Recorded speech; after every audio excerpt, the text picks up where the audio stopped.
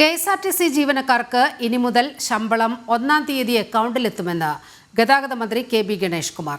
ഇതിനായി 50 കോടി സർക്കാർ നൽകും. SBIയിൽ നിന്നും 100 കോടി ഓവർ ഡ്രാഫ്റ്റ് എടുത്ത് 20 ദിവസത്തിനുള്ളിൽ അടച്ചു തീർക്കും. 80 കോടി രൂപ ഇന്ന് തന്നെ ശമ്പള അക്കൗണ്ടിലേക്ക് പോകും. പെൻഷനാകുന്നവരുടെ ആനുകൂല്യങ്ങൾ 1 വർഷത്തിനുള്ളിൽ കൊടുത്തു തീർക്കാൻ ധാരണയായതായും മന്ത്രി പറഞ്ഞു.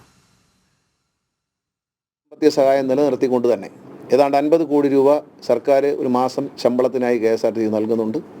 അത് നിലനിർത്തിക്കൊണ്ട് തന്നെ ഈ മാസം മുതൽ ഇനി വരുന്ന മാസങ്ങളിലെല്ലാം കൃത്യമായി 1-ാം തീയതി KSRTC ജീവനക്കാരുടെ അക്കൗണ്ടിലേക്ക് അവരുടെ ശമ്പളം മാറി വരും എന്ന സന്തോഷ വാർത്തയാണ് വളരെ നിങ്ങളെ എല്ലാവരെയും അറിയിക്കാനുള്ളത്. ഏതാണ്ട് 79.67 കോടി രൂപയാണ് ഇന്ന് ശമ്പളം ഇനത്തിൽ മാറിക്കൊടുക്കാൻ പോകുന്നത്. 80 കോടി രൂപ സ്റ്റേറ്റ് ബാങ്ക് ഓഫ് ഇന്ത്യയുമായി ചേർന്നൊരു ഓവർ ഡ്രാഫ്റ്റ് 100 കോടി രൂപ ഓവർ ഡ്രാഫ്റ്റ് എടുത്തുകൊണ്ടാണ് ഈ പദ്ധതി നടപ്പിലാക്കുന്നത്. എന്തായാലും 1 വർഷത്തിനുള്ളിൽ പെൻഷനാവുന്നവർക്ക് ഉടൻ തന്നെ ആനുകൂല്യം കിട്ടത്തക്ക രീതിയിൽ KSRTC എത്തിക്കാൻ കഴിയുമെന്ന് പ്രതീക്ഷിക്കുന്നു.